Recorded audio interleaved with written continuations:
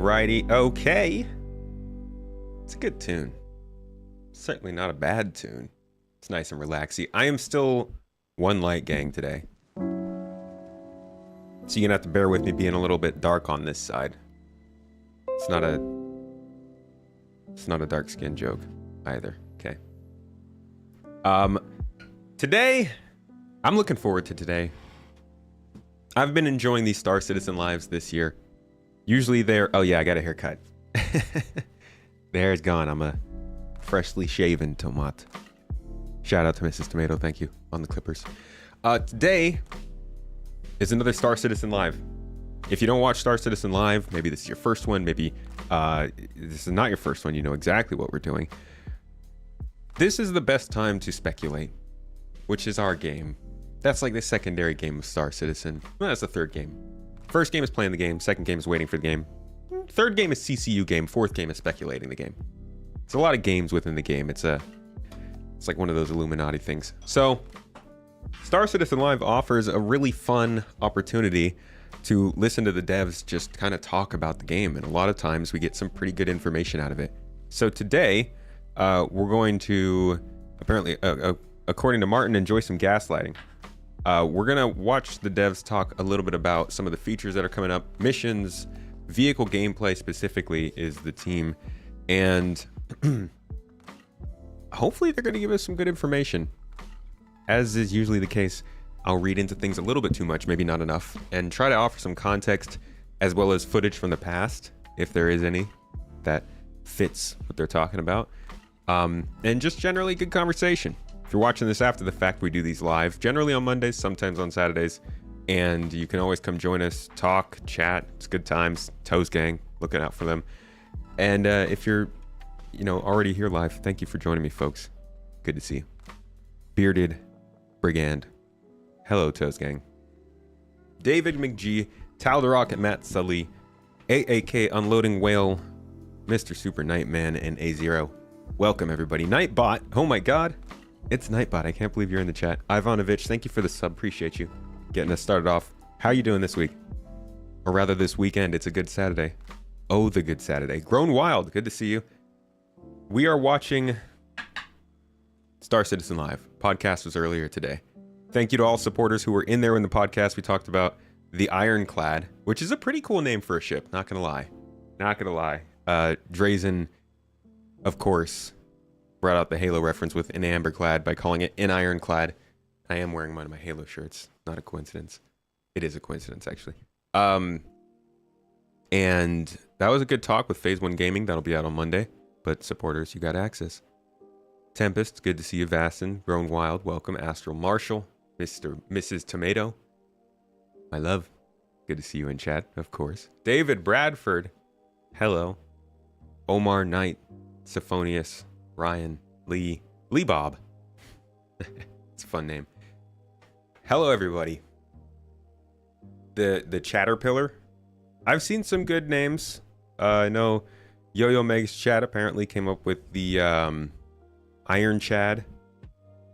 We had the Fatterpillar I've seen going around. It's all the names. You gotta have a good nickname, or else what's a ship? First though, before we get into it, I kind of wanted to check out this game real quick with you guys. I don't know if you've heard about this. It just had some hands-on previews come out, which kind of turned my eye on to it. I haven't watched anything on it, but it looks like a new... Did my mouse just die? Get out of here. Okay. It looks... I think my mouse is about to die. It looks like a new kind of action-adventure sci-fi space game. And, we love space games here. Oh my god. My mouse is dying. Mrs. Tomato, it's a battery emergency. I needed a AA, please. Stat. Medical gameplay. Oh no. Now it's falling apart. All is lost. And I lost the page.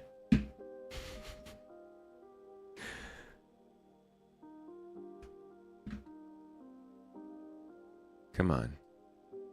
Go back there. I just want to check this out real quick and see what it is. You guys tell me if you think it looks good. And then we'll get to the Star Citizen Live.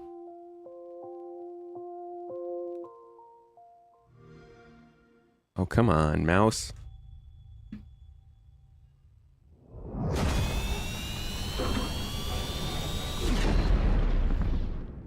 can't full screen it. Sorry, guys.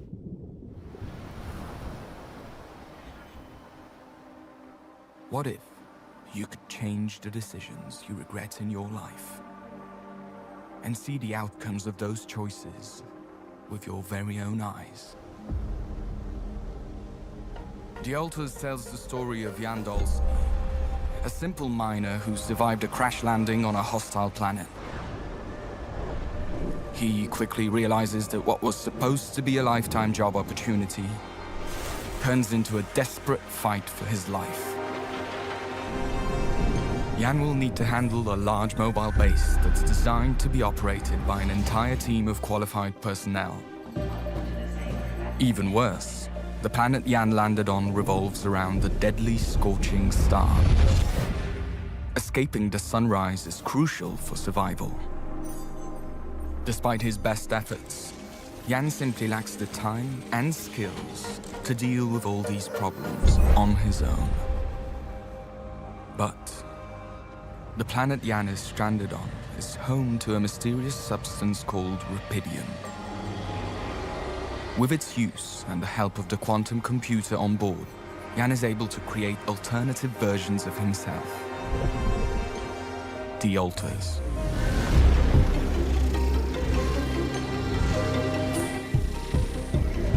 Each one of them is a result of altering a crucial decision from Jan's past. The Altars are a reflection of the questions he asks himself. What if I never left my hometown?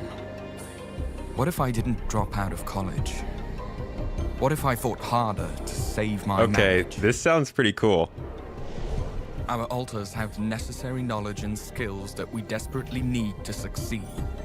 But they also come with their own goals, ambitions, and fears, all derived from their different life paths.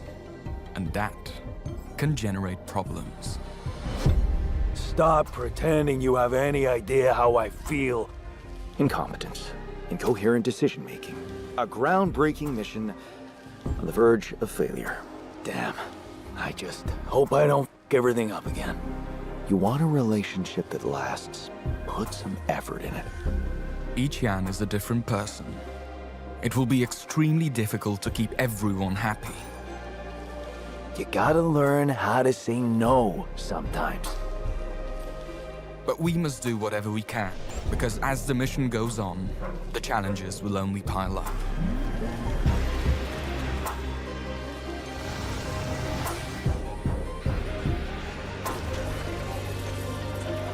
Obstacles on the outside, internal tensions that could prove to be even more dangerous, and with a ticking clock of the deathly sun behind our backs, the only way home is to press forward.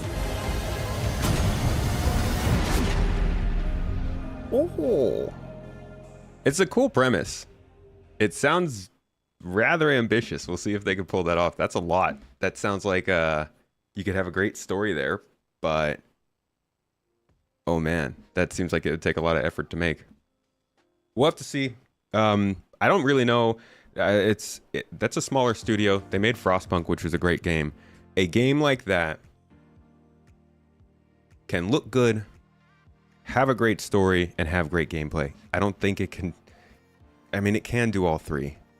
But with a premise like that, I feel like you gotta put a lot of your development into like building out your different characters. And yeah, it sounds expensive. But we'll keep an eye on that. It's called Altars. Love a good space game. So just wanted to put a little spotlight on that because that popped up and I thought it sounded cool. Now, oh boy, now it's the topic of the day. What the heck is going on in Star Citizen Live this week? Yeah. Thanks for jumping in, folks. Everybody who is here. Exactly like the space game on PS5, forget the name, where the lady crashes on the planet. The roguelike shooter. The spaceship shooter game. Chorves. Chorus. Environments looked really good. In fact, one of those environments hold on. I know I've got a concept picture of this. Used it in a thumbnail one time. One of those environments looked exactly like one of the old concept art of a Star Citizen piece. It's got to be here. Tommy's losing it outside. She knows the picture's here. There it is, this one. That's like, this looked exactly like one of those shots. Hold on. Go back.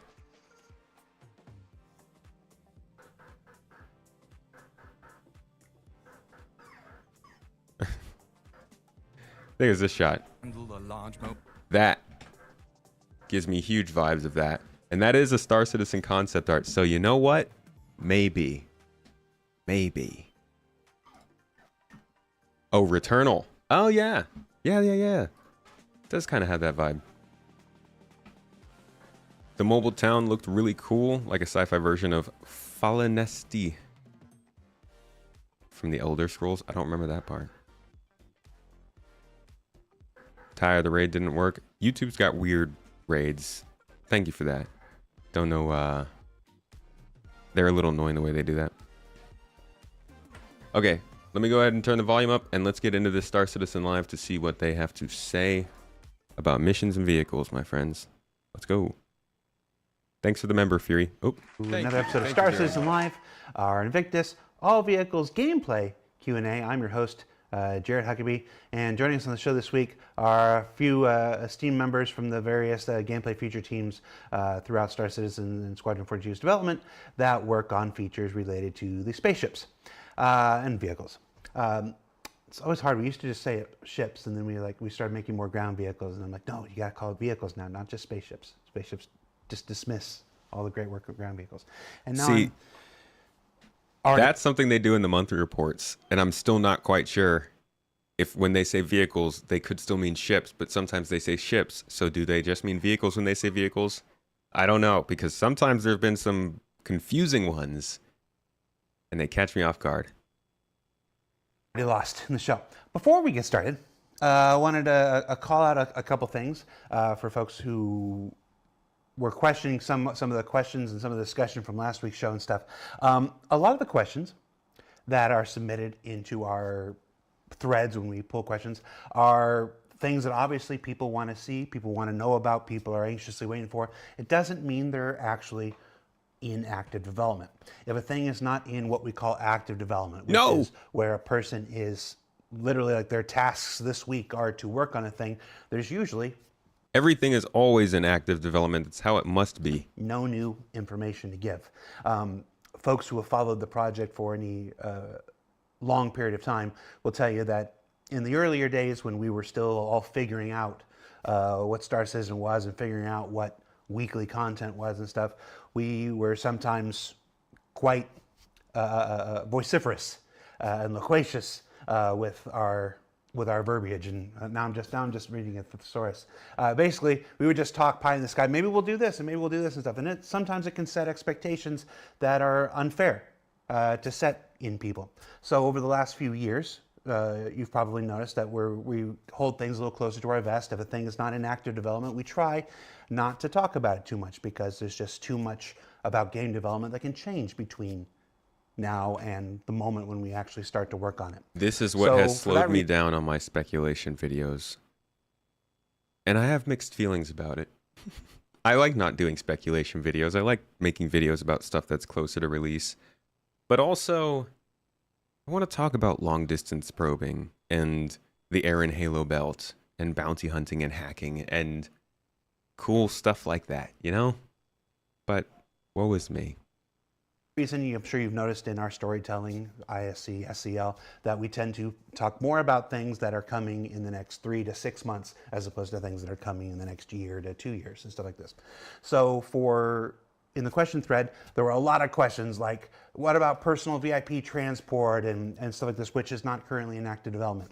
Or what about medical gameplay, which is, while it does involve vehicles to a certain extent, is far more an FPS related feature than it is a spaceship feature. We're going to focus the show, as we always try to do, on the stuff that is currently in active development and the features that... This is them successfully stopping digging themselves in holes, because we've been doing this for years, and for years they've had calling all devs, and they've had God, I don't even remember what they used to call it anymore.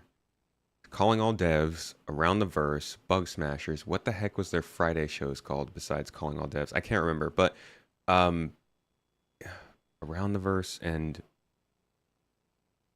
I can't remember. But we've been doing this whole back and forth with the devs for a long time. And we would constantly give them questions of things that they hadn't reversed the verse. Thank you so much. We had constantly given them questions of things that they didn't know about, but we would want answers. So they would give us answers, and then those answers would change over time, and then it would cause trouble. Happy to be part of that trouble and drag up all those old references. I'll keep them coming. But it's just another thing like the roadmap change we got a couple years ago. They kept giving us a 4-quarter roadmap because we wanted to see what was going on, but then they couldn't meet the 4-quarter roadmap because things would change. So then that would cause problems. So they just got rid of the 4 quarters and went to 1 quarter. Do I like it? No, but it helps them be a lot more accurate and at least, save face and not have to delay features constantly off the roadmap. They're doing the same thing here with these shows. They're not answering stuff that's as far out anymore because, whether you like it or not, it's less about the openness of the entire game and more just about the openness of the current development, which is like our Inside Star Citizen stuff and whatever's coming up in the next couple patches. That's how I take what he's saying. There might be more or less to it, but that's what I'm getting. That folks are aware of and can play with right now, things like salvaging and mining and combat and stuff like that. A good example of this, there was a question about bounty hunting V2. For instance, there's a big question was voted up about how's bounty hunting V2 running along. Bounty hunting V2 is actually not currently in active development. It's been backburned a bit because we've determined that there are other prerequisite features that are necessary. I think I know what my future watch will be about next week. Bounty hunting V2 that's an interesting one. I wonder why it's not in development. It's been backburned a bit because we've determined that there are other prerequisite features that are necessary. Virtual AI. The NPCs needed. They need to be able to have NPCs active in cities and space stations for that kind of thing. They also need to have the security systems working. They need to have restraints work. They need to have the bounty hunting system working. You'd have to be able to disable ships more easily without blowing them up and then boarding them. Yeah, bounty hunting as they've envisioned it with the virtual AI system would be really hard to do. But I think that's why we were so excited for it, because we were like, oh, wow, that's a lot of progress. But, I'm glad that we're at least hearing about it. It's been backburned a bit because we've determined that there are other prerequisite features that are necessary to make it work. Things like restraints, a restraint system, quantum tracking, the ability to track people through quantum travel, FPS and ship scanning, we all know that needs additional work, and basically the law and security refactor. So when those things come online and those things are developed, then the eye of development Sauron will turn back to bounty hunting V2. So like this. So just a great example of how sometimes a thing is in active development, sometimes it becomes not in active development. And just a little bit of me at the top of the show wanting to discuss why we sometimes ask certain questions and why sometimes we don't ask certain questions. If we're not asking it and we're not talking about it, you can generally assume that it's not something that's currently in active development. And we'll get to those topics when we get closer to... The frustrating reality of Star Citizen.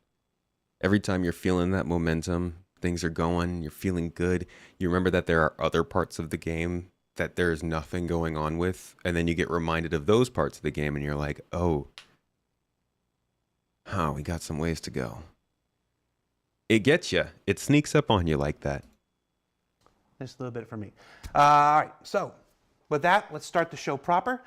We have 4 beautiful people, some of my favorite people, and Elliot Maltby joining us on the show this week. So let's get to meeting them. Sorry, I just had to... Elliot, I'm sorry, you took the hit there, so we're going to start with you. Elliot, hi, say hi. Tell everybody who you are and what you do for Star Citizen. Hello, I'm Elliot Maltby, and I am the lead mission designer on the mission design team. So I make all those missions that work perfectly for all of you. And at no point do you sit in a corner during Beacon Belgium and just scroll through teams finding out what this mission is broken, that mission is broken, and I don't get a rest. Just everyone constantly, hey, you know, your mission's broken. It's like, yep, I built it. I know it's broken. I do it on purpose. Yogi, tell everybody who you are, what you do for Star Citizen. Unmute yourself. Tell everybody who you are and what you do for Star Citizen. I was muted. Yeah. Hello. My name is Yogi. I'm a principal vehicle programmer. Sorry. And I deal mostly with space combat and the flight experience. I'm somewhat of a link between Richard and Torsten. And yeah, that's what I do. So I do coding and designy things. Handle stuff like general flight model development, ESP, and stuff like that. So all these complaints when something is broken usually also go to me. Not mission related though. Fair enough. I like that. The link between Richard and Thorsten. So let's go to Richard. Rich, tell everybody who you are and what you do. Yes, I'm basically Richard Towler, and I'm the lead designer on the vehicle experience side. So it's balance, it's gameplay with vehicles, and basically working with Yogi and anyone else involved with the kind of general vehicle experience to make the vehicle gameplay good in Star Citizen. And last but certainly not least, Torsten, tell everybody who you are, what you do for Star Citizen. Hello, I'm Torsten. I'm lead systems designer and I complain a lot. That is true. He's not wrong. He's not wrong. And of course, as you've seen, all of our major designers and programmers live in the Void, and we're so glad that you can join us from the Void this week to take questions. Just two top shelf questions before we get into that's a good panel. You can actually get some pretty good info from that. Yogi and Rich, Master Modes is finally this big thing. You work on a lot of things. Jumping straight into it. This enormous project of yours is finally out in the wild with 323. How's that been? How's that going? How's that make you feel? Are you done? Are we walking away from it? Is this the last thing, or what happened here? How happy are we? Well, so I posted about my feelings concerning master mods about a couple of weeks ago in Spectrum. So in general, I'm very happy with the progress and what we achieved, because the swapping to the master mode check meant that we had to update all the ships all in one bulk. So we could not really stretch this out to multiple releases, because our data system is not able to have like two different tuning values or two different ways of keeping tuning ships balanced at the same time. So we had to squish all the ships, and just to be clear, we have about 140 different ship records in the game. So we had to update them all and take the other related tech from Squadron, like the new aiming system, the ways how the weapons work, the gimbaling system, and so on, plus part of the UI updates, and squish this all into 323. Now we knew we knew before that this was like a pretty tough ask to do, because it's just a lot of work. So overall, I'm really happy with the progress. Of course, there's a couple of let's say balance issues. There's a couple of balance offenders, of course, right? But it was kind of like, there's no, we don't need to, we don't need to say it's perfect. Like we never said it's going to be perfect on this release, right? But it builds a far better foundation from which we can iterate faster going forward. So beyond 323. What about you, Rich? Yeah, and that's basically where we're at. It's about moving towards I gotta say, foundation for the future of the game. I'm gonna be so happy to move on from master modes. God, it's like a plague at this point.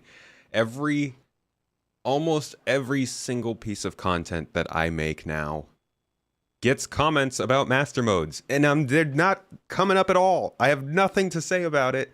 There's a video about like animals off in the tundra doing their thing, and somebody comes in and they're like, yeah, but I can't fly anymore. Like, oh my God, please leave me alone. Like I empathize with people that things change in this game, but it's like constantly going on about it in places where people aren't talking about it only makes people not want to talk about it more. So just consider that when putting down your frustrations to people who have nothing to do with the development of the game.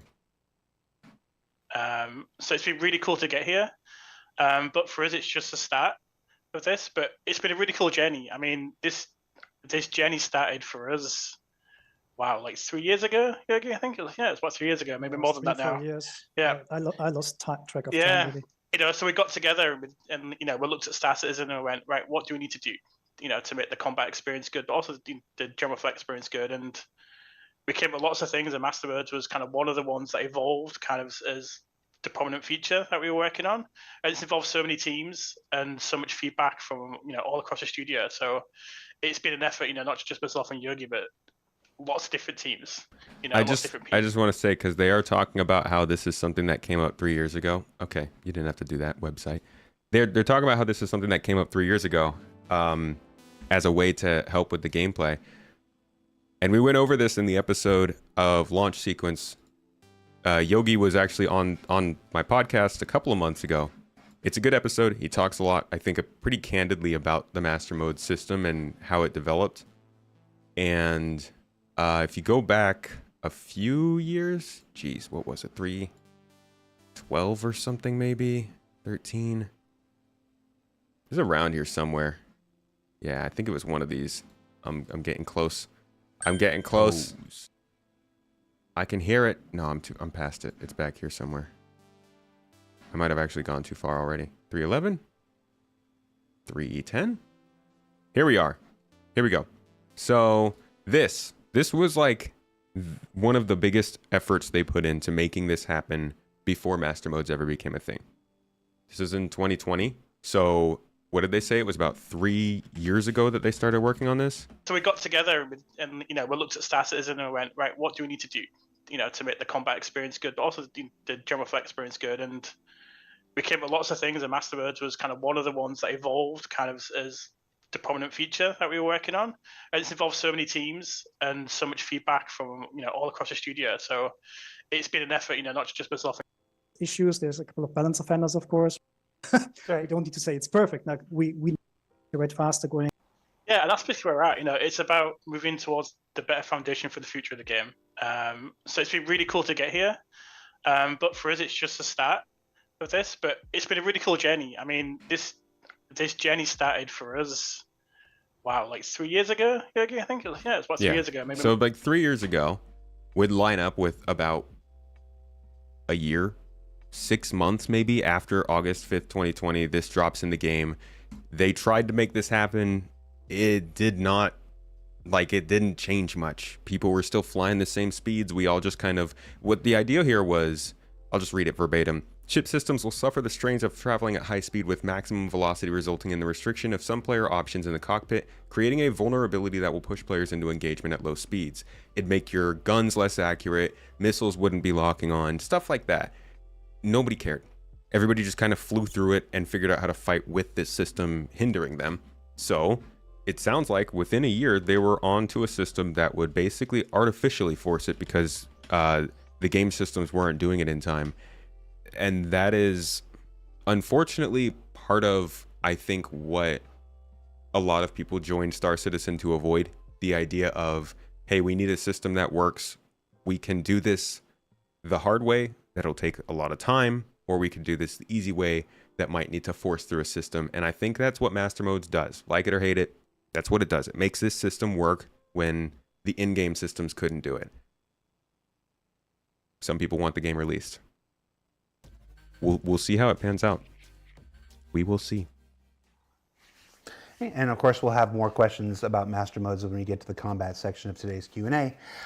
Before we jump into it, Torsten, Yogi, and Rich just had their big big child pushed out in the world. You're up next with engineering in 4.0. How you feeling about your work? Pretty excited, to be honest. So with all the work that we now are starting to put in, and next week we will reach a big milestone where we will just force everyone to use Resource Network in our game dev branch. So yeah, will be nice. Quite exciting times going forward. Oh my gosh. So that means like everything going forward will be developed with that in mind. Yes, it probably should be already, but at least now it's a guarantee because they're all forced to use it. Can't wait for engineering missions. I wonder how those are going to be. Of course, we'll have some more questions about engineering later on the show. Let's jump into the backer questions. We've separated the questions into a couple different sections for a couple different gameplay features and stuff. We're going to start with an oldie, refueling. Refueling and rearming. We'll combine the two there. This question from the community simply says, how is rearming out in the field supposed to work? If we land our fighter in a Polaris, for instance, how do we restock? So if you run ballistic ammunition, we will allow you to restock the ballistic ammunition. And the way that it will work is you will buy ammunition containers that then you will use to refill the pool of the ships that you either landed, or if you even have like a capital ship or a bigger ship, you will be able to put those boxes with the ammunition inside. Right now, it's a dedicated slot, but it's subject to change, and then it will basically drag the ammunition out of it, and then wait. I am so sorry. I got really into thinking about how rearming would work from the cargo grid and realized he's describing it. I need to go back because this is actually kind of a big answer happening right now. Refueling and rearming. Rearming out in the field actually pay attention. Supposed to work. If we land our fighter in a Polaris, for instance, how do we restock? So if you run ballistic ammunition, we will allow you to restock the ballistic ammunition. And the way that it will work is you will buy ammunition containers that then you will use to refill the pool of the ships that you either landed, or if you even have like a capital ship or a bigger ship, you will be able to put those boxes with the ammunition inside. Right now, it's a dedicated slot, but it's subject to change, and then it will basically drag the ammunition out of it, and then basically put it to the pool. One change that would... Okay, I get a pause because Rycops just gave us 20 freaking members on YouTube, dude. What the hell? Just dropping 20 mems in the middle of this kind of an answer. Thank you. Much love for that. That's a big answer. That is a really important answer because I think that's the first time they've ever confirmed how ship-to-ship rearming will work. Thank you. Don't think we've ever gotten that in actual words. And it's pretty straightforward. You have ammo boxes that get put in your ship in some place, and that reloads the ships on the ship as well as the ship itself. Biggest thing that I'm thinking of for that, you're going to have to start thinking about how much cargo space you have on every single ship you have with ballistic guns. Like if you have a Redeemer, it's got a bunch of turrets on it. If you put a bunch of ballistic guns on that turret, you're going to have to consider where you're keeping all that extra ammo if you're going to be out for a while. Same goes for really anything else like that. Hammerhead, you got a lot of storage on Hammerhead, but like then you're combining all of that with the resources you need for food, for water, for your life support system, maybe extra fuses. Suddenly, the idea of having a ship without cargo space is starting to get a little bit crazy. Come with that is that we will, so this is something that is coming sooner than later, which is we will unify the ammunition size. And that's just for the fact that we don't want to have you bespoke ammunition, for example, for your bearing Gatling, but we want you to share the ammunition between different weapons that share the same size of ammunition. For example, a size 3 Gatling uses the same round size as a size 2 repeater, and it uses the same size as a size 1 repeater, so you can plan your load out accordingly if you just want to buy one type of ammunition for your ship. And what about for things like bigger things like missiles and torpedoes? Yeah, we already started with that, right? So the tractor beam detach attach was the first step already for that. So the following steps are then having these, I think, I don't know if it was ever put out, the images of the, I might be leaking something now. Leak something. Come on. Say it. Like we had those missile racks, that the mobile missile racks that you could push into vehicles. So these might also see the light of day at some point. Yeah. No, I don't remember if we've shown those. But that's been an idea. I don't recall that. Mobile missile racks. You guys remember that? I don't remember that. It's been floating around development long enough that we can share that. Basically, the idea of storing missile racks inside your vehicles that you can then, when the ship lands in something like the place, you basically go and reload and stuff like this. There's also, I have no idea if it's out yet or not, but Tyler will have a post on Spectrum later today concerning some of the weapons for the Retaliator and some of the missile counts for the Firebird. So I don't know what the details are specifically, but check that out. There's some improvements. It's super freaking cool to be talking about rearming. Can we just take a little journey back? For those of you who don't want to, you can skip ahead. Let's just go on a little journey back to Star Citizen Live circa spring of 2021? Maybe? Possibly? Come on. That would be 3 years ago. Let's see, it's winter 21, spring 21. It was before that. Might have been 2020 actually. It's a while ago, but it was this kind of a talk. Let's keep going. It was a lot like this. It was about, here we go. It was close to this. It was refueling, refining, repair, just industrial stuff. And I'm not seeing it.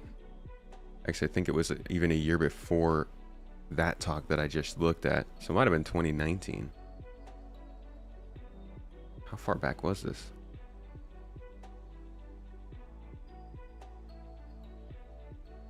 I might not be able to find it like this, but there was an episode of Star Citizen Live, or whatever we were calling it back then, that they had on quite a few people from the teams that were working on this kind of stuff, refueling, repair, and salvaging, the more industrial heavy hitters. People were really excited for it. It was a great talk. They talked a lot about the design of how this all worked, but they never got into the details. And that was a while ago. Thank God we've actually made the progress that we have to get to this point, but it's so nice that we're hearing these same talks, but they actually have the details. Like, they actually have things that they can say rather than just, oh, well, maybe you can kind of do this or we might do that. Like, he came out and just gave the answer. And for something like rearming one ship from inside of another, that's important for a lot of different reasons. It's just good detail here. It's coming in a 3.23.1a patch or 2. Again, the specifics elude me right now, but but I know that the Firebird is getting more missiles than it currently has, and the Retaliator is getting bigger guns, I think. So look out for that. If that hasn't posted on Spectrum yet, it'll post later. And then trust him for the details, not me. Are we likely to see missions for refueling? Yeah, it's something we want to do, but it's not a simple thing to do. There's a lot of like downstream dependencies that we have to rely on for it, and there's a lot of edge cases. You know, if we're doing refueling and then you board the ship and kill the AI pilot and you've just got a free ship because you sat there like without any fuel. These are sort of things we need to catch and protect against. We also need like a crazy amount of feedback for the player so that that they're like, right, I'm nearly full, or hey, I need some help, or maybe we do like, hey, here's the first version, it's just refueling, but then we have refueling but you get pirated by some AI pirates. The AI needs to be able to react and communicate with you as the player and sort of like tell you about the situation that's currently happening so you can sort of adapt appropriately. So long story short, yes, just probably not yet because we need a few more things. In other words, somebody else needs to build this stuff so I can put it in these missions. What'd you do to Araka? Araka in chat says, please don't let this guy do missions. He got timed out by Knight Rider, but... Go on, Knight Rider. You making friends out there, Elliot? Always. Everyone loves me. While we're sitting here talking about missions, let's talk about mining missions.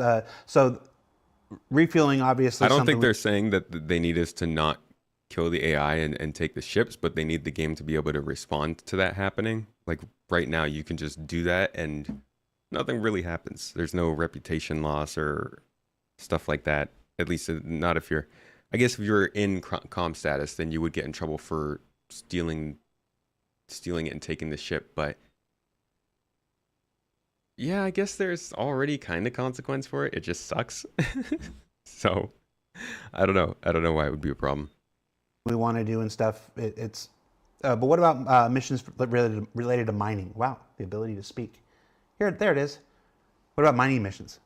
Mining missions, yes. I mean, yeah, we want them, and we're gonna have our first versions of them coming in hopefully soon, in the form of resource gathering. But these are going to be the first iteration, which we kind of call like open resource gathering. And this is the idea that like a mining outpost will go, I want, 1,000 SCU of iron, and then that's all they say, and then you have to go out and collect it, or I want 1,000 SCU of quantanium, and you as a player can go mine it and transport it, or if you could purchase it from another player or a store, you do that, or you can pirate people for it. See, and those missions should be coming from the idea that those outposts are, or like factories, distribution centers, actually want to need those resources to continue to do whatever it is they're doing, the whole quantum system. And bring it in because they don't care where you've got. Which I've heard it comes up at some point. That resource. So that'll be kind of like the idea of the first versions, and then later down the line we might get more specific with sort of resources that we want, where we're like, we want exactly this, these mining things from this area because we have bought the sort of land claim there for those rocks. And then there's all that talk about, we've talked before about how the mission system could potentially plug into like a quantum and stuff, and when a resource is needed, for. So wait, I missed that. For about. And then there's all that talk about, we've talked before about how the mission system could potentially plug into like a quantum and stuff, and when a resource is needed, for a particular station or something, it could generate a mission, for that stuff. Yeah, there we go. Yeah, exactly. Like this is it's static because we have to pre-set up all of the data, but the idea is that it's all there. So when the sort of quanta star sim, whatever it's called, system comes and hooks in, it'll just take over and start generating these on its own and balancing these based on like the needs of the universe, and it will react to what players are doing. And that's not to say that it's like whatever the fuck it is. Missions are the only way. Like when these missions come online and stuff, and as there are more salvage missions and more mining missions, that's not the only way to make a living with those professions. That's just those are introductory things to draw people to the profession for the first time that maybe they hadn't considered before, and to supplement a little more directed initiatives to just the open sandbox stuff that you'll always be able to do. Yeah, it's something that me and Thorsten have talked about a few times when it came to when Thorsten first released salvaging, hull scraping. The gameplay came out, and then the missions were a way to help expose it to new people so they could see the gameplay and find the things a bit quicker. So it's a nice way to sort of show you to the world, and then let the systemic nature of the universe and let the actual cost of doing it yourself without a mission come into play when you get more advanced at it. Yeah. That's exactly how it should be, right? Every level of mission at a different reputation should be a tutorial for new parts of that gameplay, so that you can go and do that beginning sandbox gameplay, but you either have to go out and learn it on your own from like new players or orgs or something like that to figure out the deeper stuff, or you progress through that reputation, get those missions, and the game teaches you on the spot. Not like an actual tutorial, but they put you in the situation where you have to learn the stuff they want you to know there. I love that idea for missions in every category. Good stuff. I'm going to do one more mission question since we just happen to be on here. Are there plans for more robust missions that cross disciplines? For instance, in here it says it starts off as a mining job, then turns into a repair job, so that you can then do a salvage job and then transport this, whatever, yada yada yada. Kind of. I guess the Overdrive was the first kind of beginnings of that multidiscipline kind of stuff. Yeah. We definitely want multidiscipline things. what we're doing is we're building, because obviously, as I might have mentioned a few times, I build missions modularly. So we build a load of base sort of modules. So with our resource gathering and our salvage things, the idea is that when we get enough of them, we'll start stitching bits of them together. So you might have a mission where you've got to take out a bounty, and then you've got to hull scrape him, and then maybe you've got to steal his component. Then you've got to, like, someone wants that component, so you get another objective, like deliver that component to this person. And we plan to have missions that take you through multiple bits of gameplay, but all in one mission. But right now our focus is... That's what we were talking about. What was that, last week? I think we were looking at investigation missions when we were going over possible other additions for 4.0. Investigation missions, I'm going to rewind this to go back over that. Investigation missions are something he's been working on. And somebody asked, these things are going to get old very quickly. How are these going to be interesting? And that's what he's explaining here, is basically these are being built in modules, so they could be combined in different scenarios with different factions on different planets to give you a different experience with maybe a similar kind of mission, but with, different variables and stuff. And investigation missions, I think, are going to be a big part of one of those mission chains. Yeah, we definitely want multidiscipline things. What we're doing is we're building, because obviously, as I might have mentioned a few times, I build missions modularly. So we build a load of base sort of modules. So with our resource gathering and our salvage things, the idea is that when we get enough of them, we'll start stitching bits of them together. So you might have a mission where you've got to take out a bounty, and then you've got to hull scrape him, and then maybe you've got to steal his component. Then you've got to, like, someone wants that component, so you get another objective, like deliver that component to this person. And we plan to have missions that take you through multiple bits of gameplay, but all in one mission. But right now our focus is creating the baseline of all sort of generic type missions that we can think of. So no, I don't think it's like the Radiant system necessarily. Although I think that's more Quantum. What Quantum is kind of like. This is more just describing the fact that the missions they're building out are able to be mixed and matched with different variables, which I think is pretty common in the industry. They just have a lot of variables to mess with in this game. Content before we start building into our bespoke sort of things. Okay. So yeah, that's also another key point. They've only started talking about narrative stuff over the last year or so, because the narrative team has been doing a lot of stuff for Squadron and is now moving on to Star Citizen more. So the actual missions we play, it sounds like they're starting to get into the position of doing missions like we'd think of, with an actual story or with real voice acting, or just more of a plot than, hey, this pirate is out at a derelict ship, you better go kill him. These are like, they've basically just been testing these modules for all this time. And the way they've been starting to talk about missions, it sounds like over the next maybe year and a half, we're going to start to see more narrative come into them. I hope. And while we're still talking profession stuff, Torsten, maybe. Any thoughts about making power plants burn fuel? With abandoned ships keeping their shields forever, this would be a nice way to address that for salvaging and the like. Yes, power plants will consume fuel in the future. So it's not... nice. So it has been a plan for quite some time already, and we are now looking into when is the perfect time actually to release it.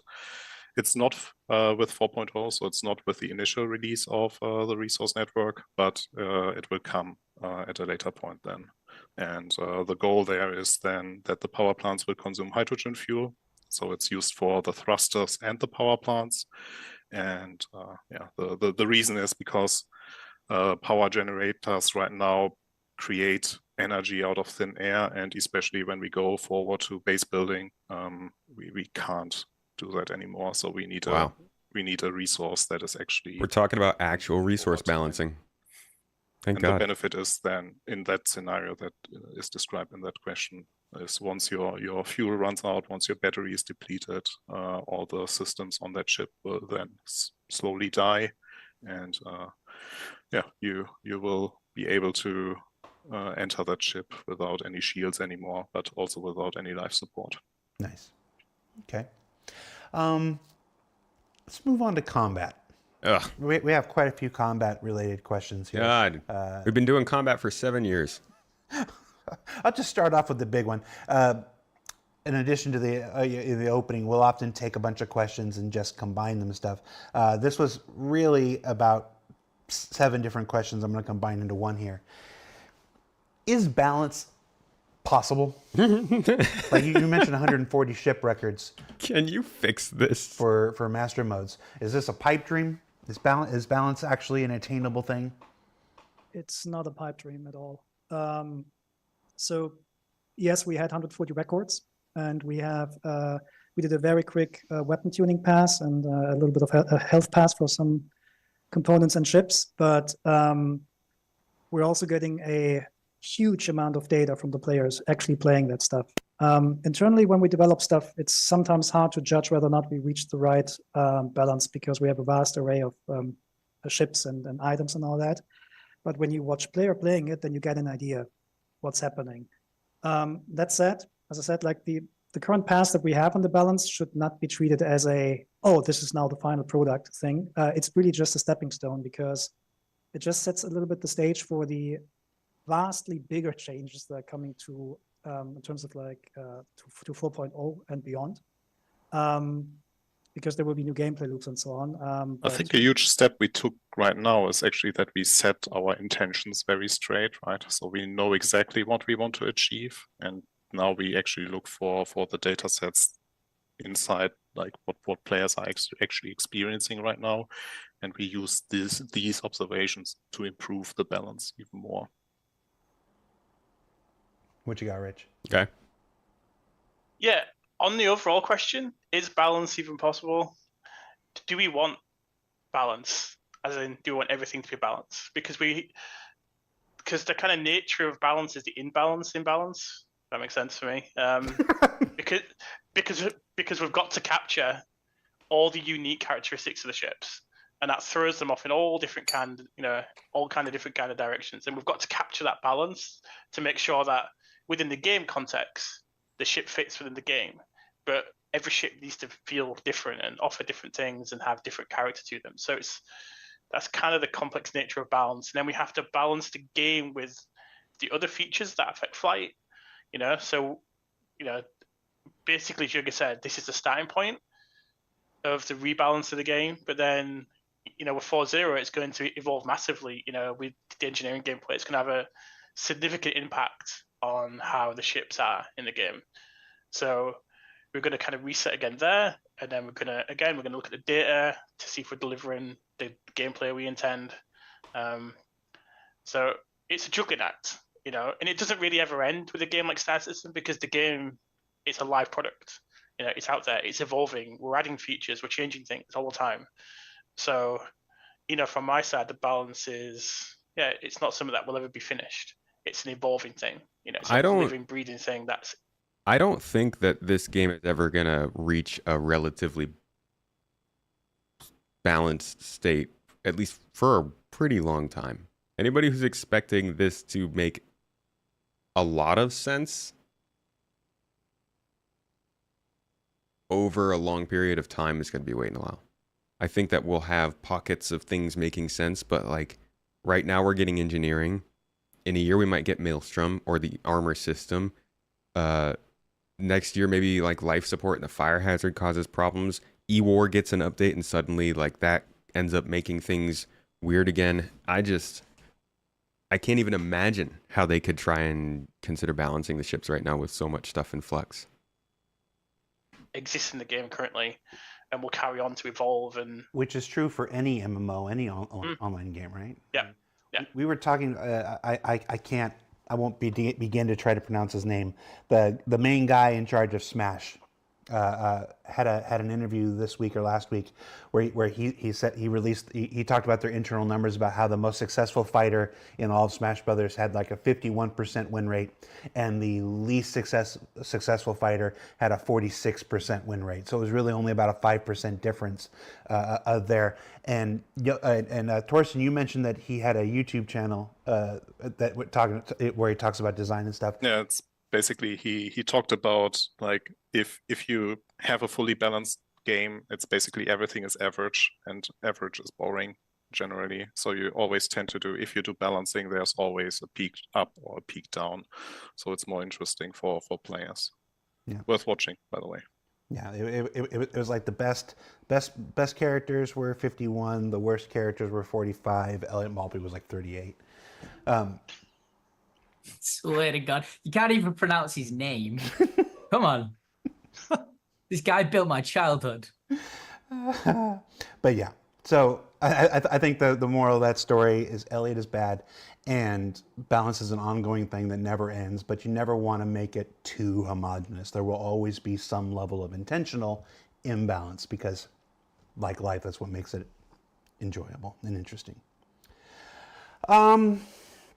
We couldn't talk much about the bounty hunting B2 As thing. long as the balance leads to the Terrapin being on top, I agree. A lot of that's ship related has to do with non-lethal damage. So let's talk about non-lethal damage. Can you give us an update on things like EMP, distortion, and overall ship disabling? Anything involved in not destroying another ship? Torsten, maybe you take that because that's highly related to resource network. So I thought you wanted to talk about like EMP and stuff, but okay. No, I mean it's similar. So the big question, the big picture hasn't really changed, but there will be some specific details with like software that Torsten will talk about in 2 seconds. Now. Yeah, we still keep all the weapon counters, that is distortion, that is EMP and stuff like that, where you can deactivate a ship, but like for EMP, you first have to bring the shield down, so there's some work that comes with it in front. For distortion, we already mentioned it. I think it's on the roadmap now with a multi-tool that you will be able to counter distortion. So Pretty cool. That's something that we were missing before, that distortion damage has actually a valid counter. So you are not only a sitting duck when you get fully distorted by someone else. You will be able to drain that, so you will be able to make your ship work again. See, and I feel like even that is something that you need to consider in a conversation about balance, right? Like if your ship can have people on board it, then that has to be considered in a fight against a ship that can't, because those people on board can reduce distortion damage. How do you factor that in? The biggest change that will come with 4.0 is the change to soft death. I don't know if all of you already played the Arena Commander experimental mode, but that already gives a hint at what we are aiming for. So right now, also in 3.23 live, also in 3.23.1 live, if you shoot a ship, if the ship reaches health 0, it will explode or it will go into the soft state. Yeah, we are right now actively discussing how we want to change that. So we have already some ideas. One of the big ideas is tied actually to the health or the life of the power plant, and give also players a way to maybe fix or escape the soft death scenario there. This is repair. As said, still an active discussion, but the goal is to have it come with everything resource network related for 4.0. Okay. And of course, I was gonna say this is starting to go back to what I was talking about before. Older conversations of like we would like to, we want to, but he's still talking next update here with this conversation. So saved it there. We talked about this in ISC, but the experimental modes for this season in Arena Commander have to do with tuning time to kill and stuff on a lot of these ships. Yeah, correct. Yes. Yeah, it's a huge effort right now that we are going through, which is like, I don't know if we had heavy iterations time, especially in the beginning of the 3.23 cycle, where we had it wrong, had it even more wrong. And then at some point we were heading into a direction we were seeing suddenly the time to kill times being in the ballpark area of where we want to see them. We are still not fully there yet, so we are still improving it, especially like it gets really complicated because in some ships it's easier to destroy crucial components versus others, but we are working on a solution for that. Again, balance. That's also something you have to consider. Sorry, I got somebody in chat. Suburbanite 1001 says, "I've lost all excitement for this game just about a decade ago." What? He's still here. A decade ago? Thanks for hanging in there, Suburbanite. Just.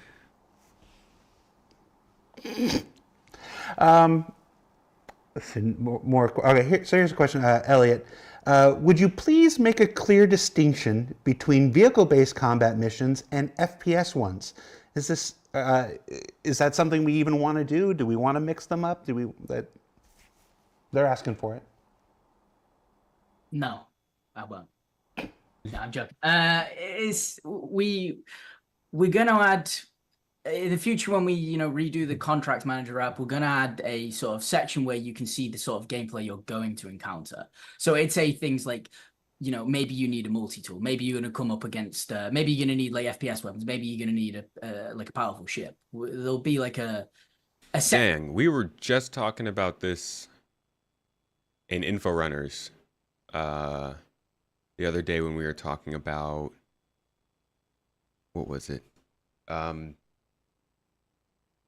it Anvil Day? I believe we were talking about Anvil Day, and we were just talking about this idea of like, how much specific information would you want about what a mission? Actually, we were talking about this on the podcast today in Launch Sequence. How much specific information would you want regarding what you need for a mission?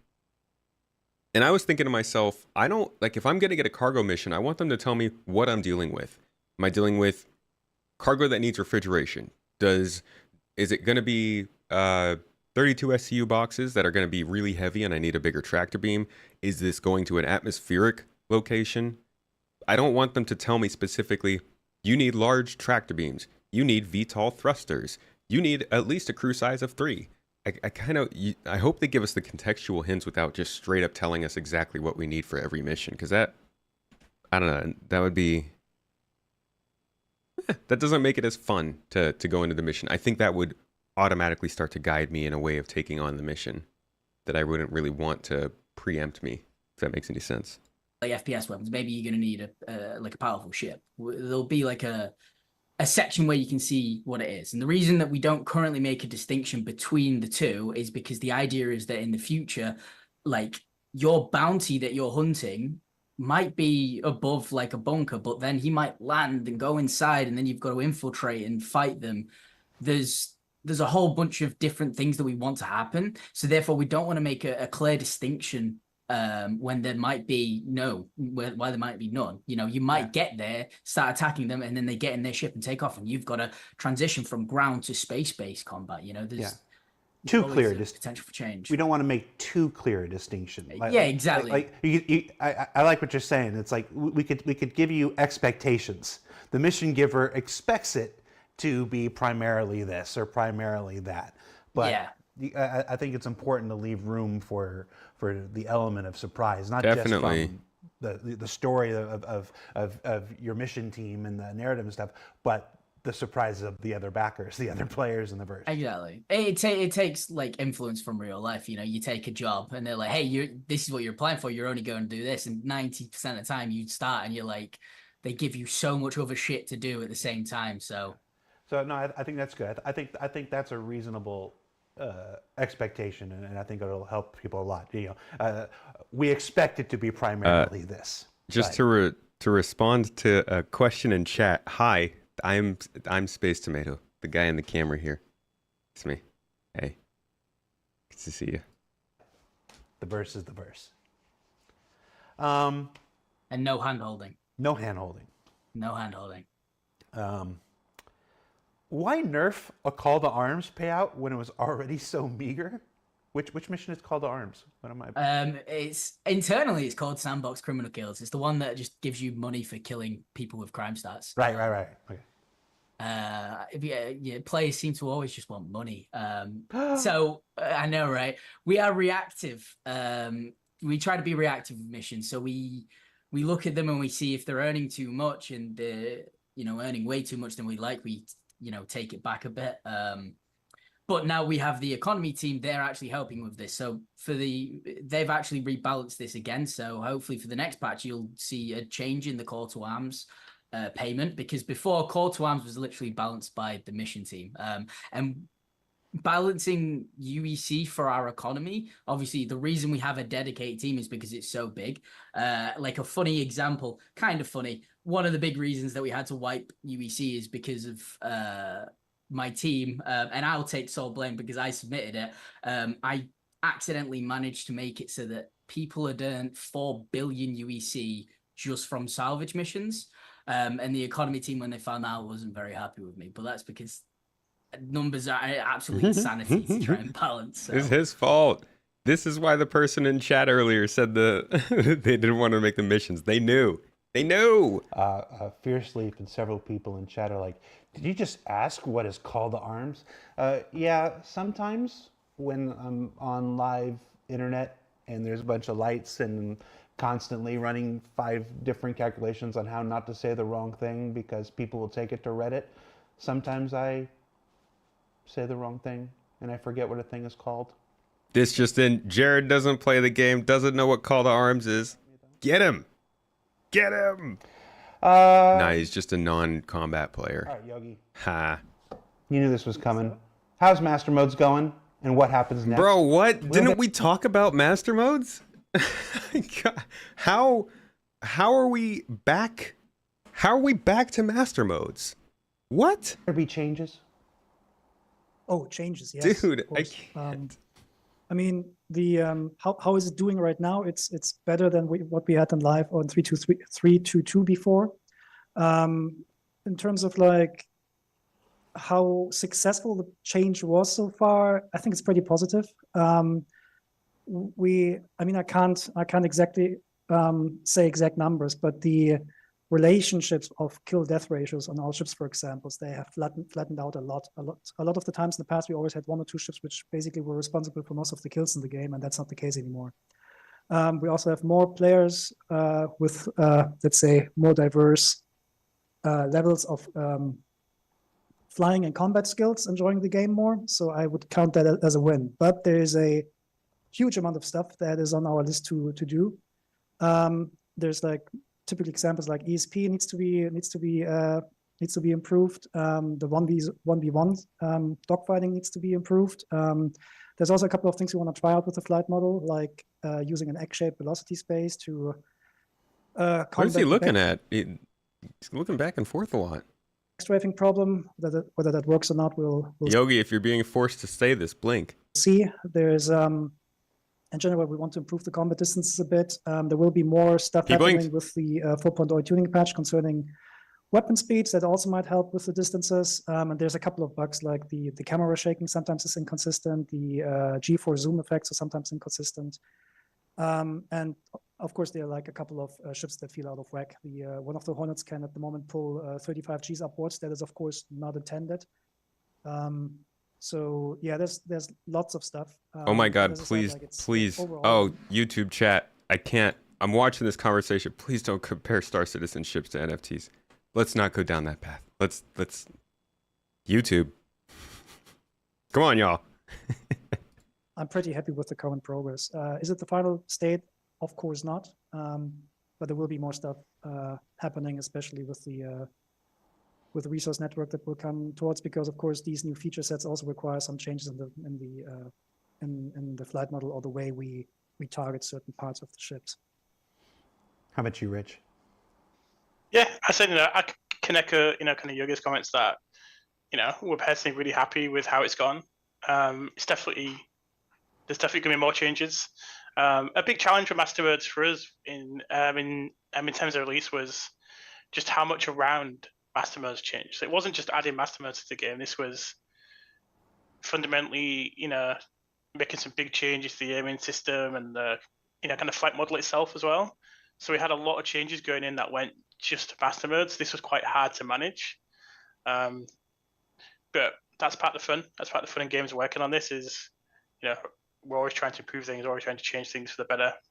And, we're going to carry on listening to the feedback from the players, and also looking at the data as well, because that's a big part for us is we need to back up what, we basically need to be accountable for what we're doing.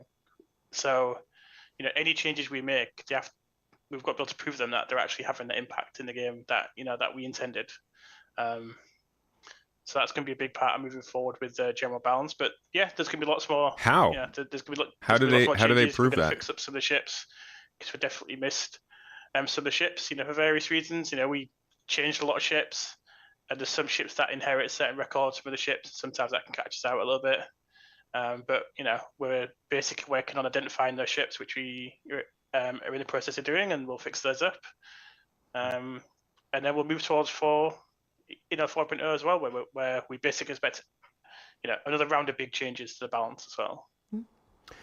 So like Again, any other feature, why like expecting things to be normal?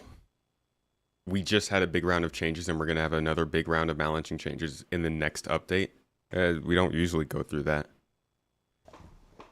Obviously, since the PU first opened up in 2.0 back in December 2015, we're now in 2024. Obviously, there's not a single thing that's gone in that hasn't changed, that hasn't evolved, that hasn't continued to iterate since its first release. Master Modes is no different. It will continue to evolve, it'll continue to iterate, they'll continue to look at your feedback and process your feedback and apply where they think it's necessary and relevant and proper. And of course, fixing all the bugs and stuff like that. Speaking of bugs, chat has been asking about the dupe bug. Yes, the dupe bug is super duper annoying. All I can tell you right now, because I'm sitting here live doing a show and I'm not plugged into everything else at the moment, is that we have a fix internally.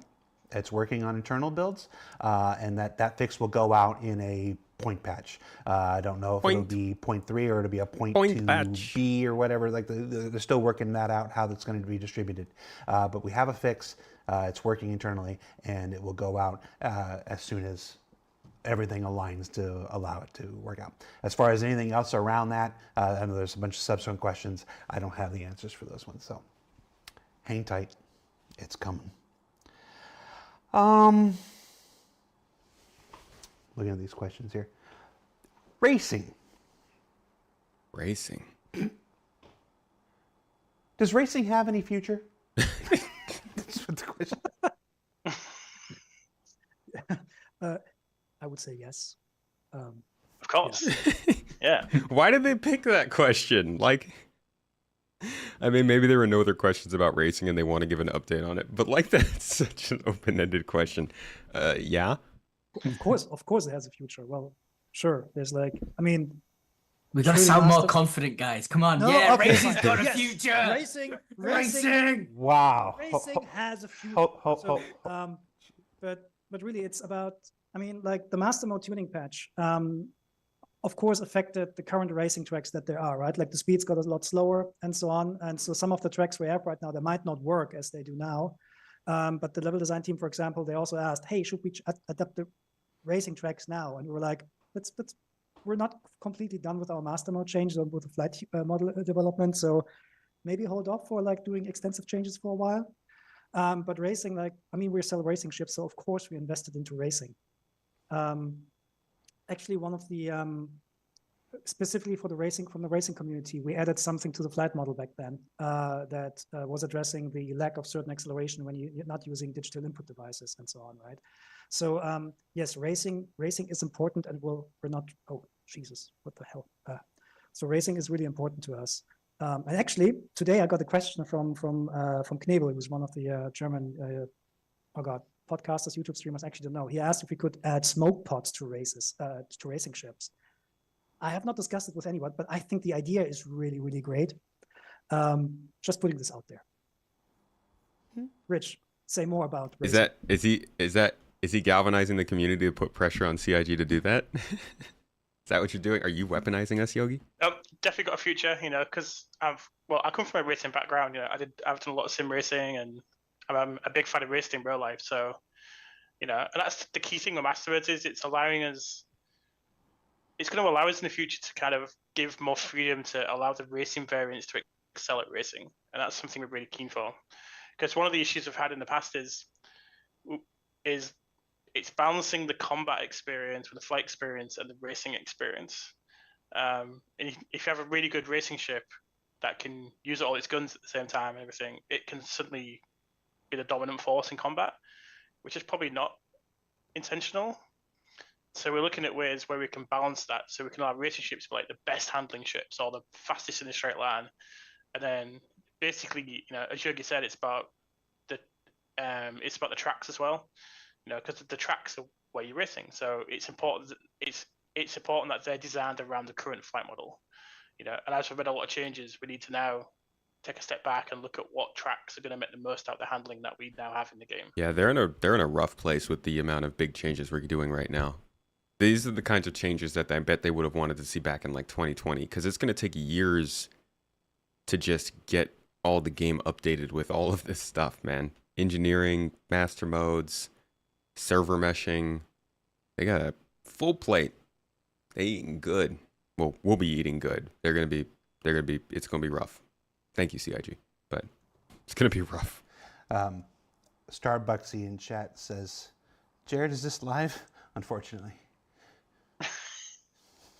No, no. I think it's always good to remind people racing is super important. There's a lot of folks here. I know, Rich, you had a question whether you could even make this show because you were going to head off to a race this weekend and stuff, and you didn't know if you could be here and stuff. I mean, so many people on the vehicle team and just development in general are so big into racing and stuff. I think it's very close to a lot of our hearts. I think the thing about not taking the weapons off of racing ships is kind of part of the sim environment of like all of these ships can put weapons on them. It's up to you to decide whether or not they should be there. Like the whole choice scenario, it's why you have weapons on like mining ships and stuff too. They could just remove the weapons, but I feel like that's a little bit of a cop-out when it comes to keeping ships having a lot of options. And, I realize that saying that in the same discussion, because I know it's going to come up as master modes, is obviously... That is, we acknowledge that. That is something that they're doing and they're putting through because they couldn't figure out how to do it in a more natural, organic, sim-like way. But I do think that they can when it comes to weapons and whether weapons are powered on or off, whether they're slowing your ship down, like somebody said, applying drag to your ship because of the weight, like all that kind of stuff. Yeah, I think that would be cool to do it like that. We are live, Shoki. Craziness. Absolutely wild. Live watching live. Well, this isn't live anymore, but you get it. Just to sum back up, there's we got to figure out the master mode stuff before we spend a whole lot of time doing it. But I would not bet on I don't know what was I trying to say. I would just bet that there's enough people here who like racing and enjoy racing and love racing that it's time in the development sun, when the development Eye of Sauron, will return to it, that it'll get a lot of love and attention. Racing got a lot of love over the last couple of years. Speaking for myself, and Yogi, you might know where I'm going with this. I still hope for a racing master mode, personally. Well, I think the easiest, I wouldn't go for racing master mode because racing, if you want to go quickly from A to B, this is what navigation mode is for, right? But we should absolutely do something like a racing operator mode where the head-up display clears with racing specific information. We actually have a stopwatch on the HUD. I'm not sure if players know about this, but this is, for example, something that we should then just have on by default, or having a bigger, I don't know, like a bigger TVI and giving you expected deceleration times directly into view and stuff like that. That's stuff that's important for the racing experience itself. Well, that's why I'm not a designer and a programmer. There's what I like.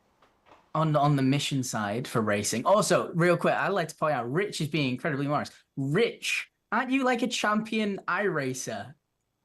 Like it was a long time ago. Back in my day. There you go. Yeah, champion iRacer. So there you go. For missions, we're in the PU. It can be a bit difficult to do racing missions compared to AC because we have the respawn flow set out for us, so it can take you quite a long time to get back to the racetrack where you want to do your races. So we're investigating ways we can speed that up. I don't want to speak to any specifics because they might change. One thing we are doing is we're going to be adding open track versions of the current racing missions that we have. because currently how you unlock the next racetrack is via completing the first one. So what we're going to do is just give out you don't get a reward, you don't pay a buy-in, here's access to the track. We'll time you like we do in the mission as it is, but it's just so you can keep practicing. And then going forward, we'll have more advanced races, but races aren't just in ships, they're in ground vehicles. We have the Daymar Rally. EVA races, please. That the community do, and that's a lot of fun, but they can also extend to on foot races. And recently we prototyped a race, time trial race in the escape route of the prison, where we time players who could get out the fastest and then award them like merits for whoever got out the fastest. That's awesome. We didn't feel like it fully fit, so we've just kind of like, we can do it, and maybe in the future you'll see it somewhere in the game. But yeah, it was a lot of fun because we tried to be sort of suggestive with the direction. So if you didn't know the escape route, you could really mess your time up. I do. Well, you mentioned the Daymar Rally. I think that's as good a transition as any to ground vehicles. Favorite topics. Ground vehicles. Hover bikes. Oof. You ready, Rich? Oh boy. Always. I love ground vehicles. Why do the tanks suck? Well, unfortunately, this is one of the problems with changing so much. Is we got caught out by a change on the back end of the game, and this had a negative impact on the tank handling, and we just couldn't quite get it fixed in time for the release. It was quite a complicated problem. It was quite an interesting problem as well. I'm not going to go too much into the details, but I can confirm it is now fixed, and the tank is now well, both tanks are driving like tanks again, which is really good. The tanks are fixed internally, not publicly. Yes, yeah. So I mean, we've discovered the error, we fixed it. It's gone into our builds, and that'll make its way out there. All right. So what's with all the other wheeled vehicles that are sliding and sometimes bouncing around all the time? My poor and floating. Guys, we're trying to film the Ursa Medevac for ISC, and they're like, is it supposed to have like hydraulic bounce? Yeah, unfortunately, that was another change that wasn't really caught in time to fix, but it has, it's also been fixed. So I feel like I've heard, man, dude, I'm so tired of talking about ground vehicles being fixed and not being fixed. It's been so many years of us having ground vehicles, using them everywhere, and needing them for things, and them being absolutely f***ing terrible. Like they flip over, they kind of float on their sides, they'll hit a rock and then do a headstand and sit there for 5 minutes, and you're like, it's 1G gravity. I'm not on the moon. Man. Ground vehicles and hovercrafts are really annoying to use, but I want to use them more. As a player, it was actually the server vehicle and not the actual player vehicle of the player physics. So it caused a lot of glitching, but we've corrected that. And the ground vehicles are now back to being fairly stable ground vehicles. And it's fair to say, we're still looking at improving the general ground vehicle experience to make it as good as the ships, because it should be. They're all vehicles in the game, and all vehicles should be up to the same standards. They feel so light, ground vehicles, and yeah, the speed limiter, like not being able to choose your speed, it's all just a really rough experience. We're definitely looking at improving the ground vehicle experience still, but we're pretty happy with the kind of major physics overhaul that went through with it. We just need to make it a little bit more game friendly, for our environments, which are massive planets with loads of different terrains. I get you. Loading in chat says, Jared, I beg you, do you have any plans for the cluttered UI problem? These aren't the UI guys loading, but yes. We was witnessing a big chat with Simon and Bone and CR just yesterday in our big creative and technical directors chat and stuff. We're aware. It's been a forever thing. What's the clutter? I have no information to give you. That was just them talking about potential solutions yesterday, so I don't know where they're going with it. But these aren't the guys. Wait, what's the cluttered UI? Is there something specific, like a glitch or something? Oh, name tags. Huh. Name tags blocking out everything. I see. As a workaround for that, if you don't want all the name tags on your screen, you can limit the distance at which name tags pop up. So like you can put it to only make them pop up within 10,000 kilometers or something. That way you won't have names everywhere if you're in a big party and they're all across the system. What happened to Gravlibs recently? This question says that they've fallen into a bad state that they had previously before their last rework, where sometimes they just decide to stop hovering, fall down, and explode. Or just fly forever. This one, we're not quite sure. It's actually, we got reports about this like midweek, and we started to do our own investigations across different teams to figure out what's going on. Because we've changed some of the stuff in the handling, but the backend technology hasn't changed. But again, with a game like Star Citizen, the fundamental game engine is updating all the time, and there can be kind of negative consequences on completely different features because it might use a piece of some of the game part which works a certain way, which now works a different way, and that could have an impact. So it's about figuring out where it's gone wrong, because we're definitely not happy with the overall kind of Gravlib experience, and we're definitely looking at improving it. Because that's another key part of racing as well. Because the Gravlib racing can actually be really cool. When it works really well, it's probably one of the cooler race experiences in the game. So we're definitely looking at what's gone wrong in 3.23 for Gravlib. Yeah, the chat's talking about how basically sometimes it flips over and you hit your head on the ground and falls down and stuff. So it's, like I said, we're looking. My problem is you launch off a hill with a hover bike and you just kind of float there in the air for such a long time. I imagine when we find something more, we'll communicate it. That said, I like this next question. Star Citizen is a lot of things. It's PvP, it's PvE, it's FPS, it's spaceships. I just don't have friends. Yes. It's sandbox. It's chain missions and stuff like this. Ground vehicles can sometimes seem like an afterthought, or just like an also ran. So this question simply says, what are you doing to encourage ground vehicle usage? Are there any specific new mission types for this, maybe? So there's been lots of discussions about ground vehicles in our game and how we use them on the mission side. The main thing we face is that when we balance a mission and balance the economy, time is a huge factor in it. And if you can do it in a ground vehicle, you can do it in a ship a hell of a lot faster. So it becomes this thing where we try to make an experience around ground vehicles, but then people just do it quicker in a ship. So then we have to lower the price to not break the economy, and then people just stop doing the mission. We want to add a benefit. We want to add a reason for people to actually use ground vehicles. Recently, like in the distribution centers, there's massive like gas spheres, and the ground turrets will shoot at spaceships, but they won't shoot at ground vehicles. So we've seen some players using the tonks to destroy them, so that they don't have as much resistance. But we also we need some tools or features that help us encourage it. A recent weather thing that we was investigating for ground vehicles was to do with the copions that just got added to the game. We was having a debate about how we discover them, how the player discovers them. Welcome everybody, thank you for coming in. This is your captain speaking. Tomato will be with you shortly. Radar would be the only thing that... Hey, Kiridox, thank you so much for the sub over on Twitch. Appreciate you. Read a shout out for the lass or lad. Also, what game were you playing? Star Citizen? Star Citizen! Welcome. Appreciate y'all.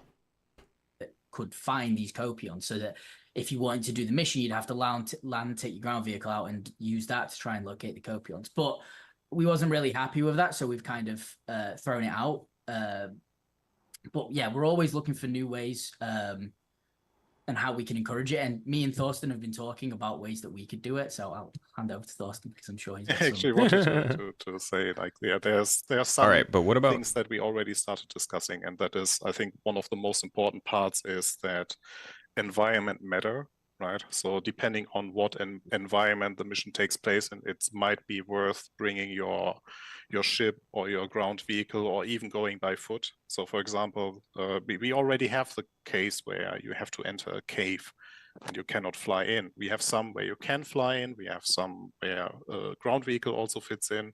But in general, if you have a cave mission, the way to go into that cave is by foot. But we want to expand on that in the future, and we don't only want to expand on that by how the environment looks. So, for example, a vast forest, you cannot land with your ship, but you can drive into it with your ground vehicle. But we also want to utilize What the heck, Star Citizen? the weather conditions, for example, right? No, so I a don't want to strong play. wind, for example, will block your ship from actually landing safely. So it's better to be outside of that strong wind area and drop the ground vehicle and then avoid the strong wind by driving in with your ground vehicle. Or with Pyro, you might have already seen it in the CitizenCon demos with the solar flare. When your ship gets hit by a solar flare, it basically drops down because it's turned off. So this is also like the dropping from the sky is something that you would avoid when you would have come with a ground vehicle in that situation.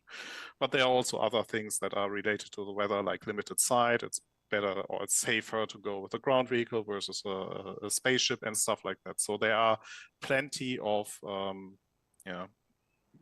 scenarios that we are currently investigating what we can do to actually make ground vehicles more like usable. Or See, now this sounds more like one of those old school answers I was talking about. This doesn't sound as planned or actually discussed as the other things that we've been talking about today.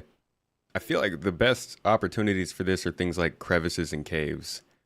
And maybe they're not talking about it because they're already in the game, but they could just continue to double down on underground gameplay. There's a lot they could do there, underground facilities and other things like that. Don't know why they're not mentioning that. Like even required for missions. Cool. All right, we've got about 5 minutes left in the show. We might go a few minutes over because I want to talk about our last topic here, engineering. Obviously, engineering. Everybody's rightfully excited for 4.0, Pyro, and all that stuff, and you should be. For me, we've been talking about engineering so long. You know my feelings on engineering. That's where the birth of multi-crew stuff comes from. So that's my big thing. Before we get to these questions, let's revisit the scope. What should people expect from engineering in 4.0? Yeah, we should get to hear that. So as of now, for 4.0, let's start with life support. So we will have life support that has the fire system in it. So life support is also a valid counter for fire that you will see on your ships. We will have room propagation, so nice. you opening a door to the outside. Holy crap, they've talked for such a long time about that. That's great to hear. The room system is something that was showing up on around the verse in like 2017, 2018. Will basically evacuate all the atmosphere of your ship to the outside. We have atmosphere maintenance, where you as the player are responsible for making sure that your life support generator runs well enough so that there's enough breathable atmosphere inside the rooms. And it's already said, so the life support generator is a new item that we will introduce, and the life support generator then will create a new resource that is so right now it's still called life support resource. Like, we are really creative with names. There's a filter that is also a new item that is added as the consumable for the life support generator. And that's just the life support segment of the resource network release. Talking about engineering, here we have the power management that will be introduced. Good. We're not able to see it yet in the Arena Commander mode because we were not ready yet. So especially UI is still a lot of work on us that we need to get it right. It needs to be accessible. It cannot be like this high scientific method of you basically measuring the joules that the power plant. No, we have to make it accessible for the general play audience, but still interesting for those that are really interested in those engineering mechanics. Then we will introduce the relays as the connection point between the items. Basically the part we know So about right these now. are already things that you even see in live in some of the ships that are already prepared. So for example, the Retaliator already has the relay boxes with the fuses inside. And in the Arena Commander experimental mode, you can actually witness their functionality. A huge thing for it is, so that's more on our side. So on the design side is the rebalance of items again. So, but we as already mentioned, we have now, with all the pre-work that has been done for 323, we have a very, very clear goal of what we want to achieve here. And that is we want to really facilitate like the items inside a resource network. So items should be more meaningful in ships. So we have a meaningful difference between item classes, for example, where there's a huge difference on the look and feel in terms of gameplay for the civilian and military components, as well as the grades. So this is our internal high goal for the release, that we have a meaningful difference there, so that players' choice actually matters here. And also what we want to achieve here is that it's clearer, the differences, so players understand what's the difference between a civilian and an industrial item more easily. And it's That's very great. I'm going to be really excited to finally get some care about components. I haven't cared about them for the longest time. I look forward to actually having some differentiation between them. I'm sure there has been, but like I said, I haven't noticed that much. And I feel like the balance that they're doing now with these kinds of things, like the weapons and the FPS stuff that we've been experiencing in 323, makes me a little bit more interested in actually digging into it more. Thank you, Kiridox. Appreciate you. Hope you like the videos we have coming up this summer, because we got some plans. And thanks for the raid again. The pick for the journey they want to take. Something that, sadly I had a discussion yesterday, will not make it for 4.0 so as of now is the batteries. So we might push the batteries to a later release. Doesn't mean that they won't come. It just means they come at a later point, because we want to, like, this is like, it's such a crucial feature and we need to get it right. And every time that we can spend on polish. Welcome everybody, thank you for coming in. This is your captain speaking. Tomato will be with you shortly. So we rather would like to spend time in polishing the feature and then just making sure that everything is in. I think no one would like that. Yeah, batteries, because batteries are going to be in weapons, they're going to be in vehicles, in ships, in outposts, in space stations. Batteries are probably going to be a pretty big feature compared to how they've covered them so far. Hey, thank you for the sub. In Limbo, appreciate you. Welcome in, folks. Good to see y'all. Playing some Star Citizen. I see you. I see you. Good choice. Big surprise. Also, Red Hunters, thank you for the resub. 45 months? You've been subbed here. Oh my God. I didn't even know we went up that high. Appreciate you. Did we already pass the mention of Quanta? Actually, I don't even think they said Quanta. I think they only said Quantum. I'm very proud of them. But yes, we passed it up. And they did mention it, but didn't really say anything about it, like, actually being a thing.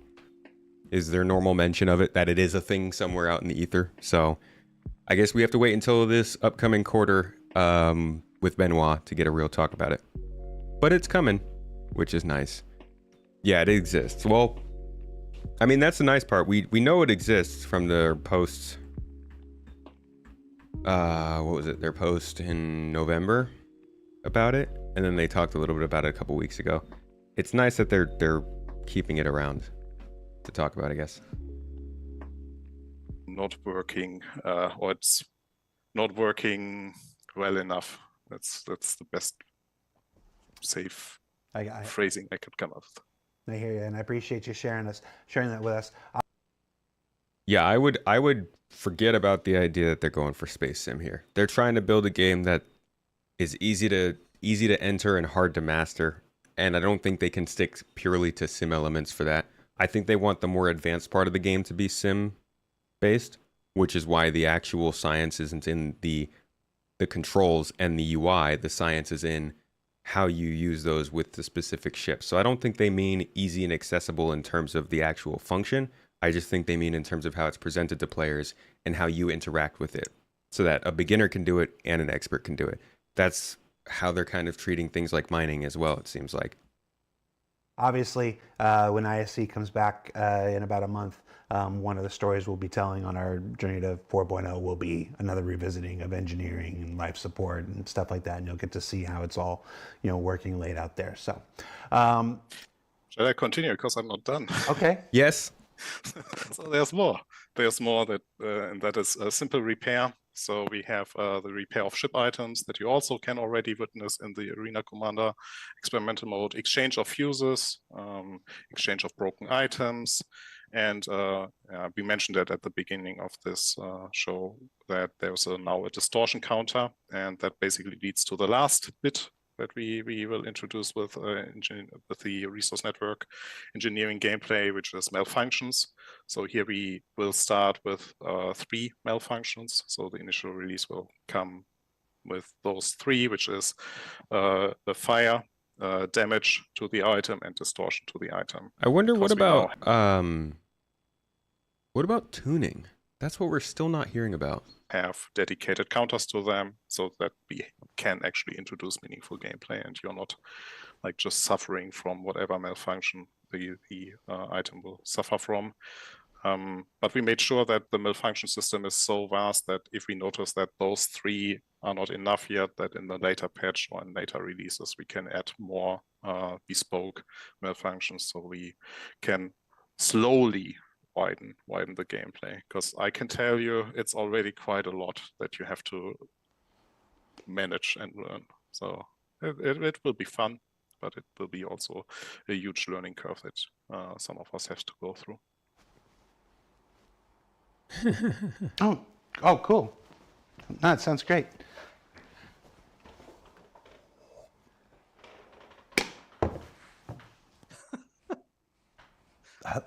Great. Honestly, I'm so excited for engineering because of how deep it is in. I feel like there's going to be so much potential with this gameplay when it comes to the different ships we have access to. I talked to my community about the Tony Z stuff. We talked about that day one. Actually, I put out a post about that with my video. It was like maybe a day after my video came out. So we were very excited about that. It was cool. I would like it known. Product placement with the mug. We don't hear about MISC very much right now. Through all these episodes this year and the previous years, I saw some folks giving me credit for asking hard questions or whatever. These people are willing to show up every week, and they're willing to take the hard questions and my dumb bullshit like I just did. And it's my day off. Yeah. So it's just whatever praise you guys ever give to me, I pass it on through to the developers who appear on ISC and SEL. Especially, just Torsten was a great example of that, where it's like, no, I got more I want to share. And it's like, man, I love that shit. I love that. And yeah, this is my med pen. I tried to stow it, but it keeps reappearing in my hand. It's an old bug. Torsten. That's it, everybody. Thanks for watching our Invictus All Vehicles gameplay SEL. If you haven't checked it out, look at yesterday's ISC, where we revealed the brand new Iron Chad from Drake Interplanetary, and got a look inside the current gray box progress of the RSI Polaris. They're both really, really, really cool looking, and I'm really excited to get both of them in the game as soon as possible. We're on hiatus. So we're gonna take a few weeks off from ISC, a few weeks off of publishing. We'll be filming and recording and creating all the great stories for 4.0. We don't get any time off, and SEO will take next week off because I have a doctor's appointment on the same day. Health. Get that doctor's appointment. But we'll be back with SEL in 2 weeks. Until then, thank you again to Torsten, to Elliot, to Rich, to Yogi, and of course to everybody who always appears on these shows. Like I said, can't do it without you. I think we're gonna do a raid thing. Probably do a raid thing because it's, you know, they like to do the raid thing. So community folks, if you're Hey, they watching, rated start the us. raid thing. That was us. They rated us thanks for yesterday. watching. I really like my job, and you guys make it possible. So thank you for that. And this is a cool med pen. Also, I got a blue one too, oxygen. And yes, chat was right. Why am I holding it? Because I look at Twitch chat, and I need it to recover from the damage. Till next time, everybody. Twitch Bye. chat, we love you. Okay, interesting episode. There was some decent news in there. I'll have to watch this again just to remember it all. I think tuning is more than just a power management. I think power management is something you can do across all engineering, but tuning is something that they mentioned happened before you entered flight in the ship, overclocking and stuff like that. So I hope they maybe can confirm that or something. Ooh, excuse me. That was it. That was it for the Star Citizen Live. Why don't we go check out the page for the Ironclad real quick, and then I'm gonna go get myself some iron dinner. New ship is out. It's a concept ship. They haven't said anything about a timeline, so you know, don't expect this to come anytime soon. But it's a big cargo ship, big old pillar, just a pillar of metal and grabbles, whatever they're called. And it looks like they're calling that are these skins? Oh, these are paints. There's also supposed to be a combat version, but it doesn't look like they have that here. Assault? Here we go. The Ironclad Assault. So just slightly different. It looks like it's got a couple more turrets on it. Not too much different. It's a new ship. Girders. There you go. I personally, I'm not interested in it. Oh my god. $400 JPEG. I'm not interested in it until it comes into the game, and then I will probably try and pick one up because they are, or whenever, I guess a quarter after it comes into the game, I'll try and pick one up. Because it's a cool ship, but I don't think, you know, $400 for a ship is necessary unless you are looking to support the development of the game. So that's the Ironclad. Cool that it came out. Hope it fits into a good spot in the game, but it's going to be a little while. Was it already on the RSI store? No, they just started that one. We'll see what that does for them funding wise. This is one of the most important weeks for them in terms of funding the development, this week and the third week of November. So, you know, it's going to be a lot of comparisons as to, did they meet the same amount that they did last year? I'm going to probably guess no, because last year and the year before were pretty crazy. But this week does define a lot of the momentum for them throughout the rest of the year. So we'll see what happens. That's it for me though today. Thank you all for being here. Thanks for hanging out, checking this out, talking about some Star Citizen with me. Hope this was entertaining or at least informing. You got some good chat in, got to hang out, eat some good snacks and all that jazz. I appreciate you all. I will be with you again on Monday. We are still in the middle of our move, so things are all over the place. Hoping to see you on Monday. We'll see what happens though. If not, definitely Wednesday. Either way, I'll be with you again soon. Yo-Yo Meg Live? Not even showing up on here. Hey, look at that. I'm going to send you all over to Yo-Yo Meg playing some Star Citizen. Good person. On the podcast recently. Go share the love. Tell him Tomato sent you. And I will see you all in the next one. Thanks so much for being here. Hope to catch you in the next one. Peace, everybody.